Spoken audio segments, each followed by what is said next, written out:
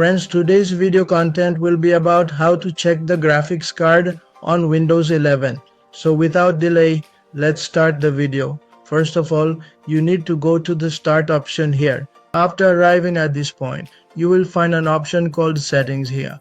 You need to click on this settings option. After clicking, you will find an option called system under home. You need to go to this system. Once there, first you will find an option called display. You need to click on it.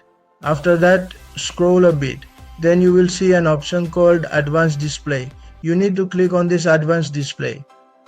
After clicking, an interface like this will appear in front of you. Below you will see display adapter properties for display 1. You will get an option. You need to click on it.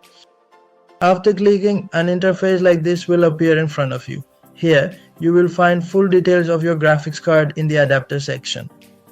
Here you can see details for your graphics card, your click type, DSI type, adapter, strength. You will find various types of details like this. You will see how much memory your graphics card has. So friends, if you liked our video, then like, subscribe and share the channel. That's it for now. We will see you in the next video.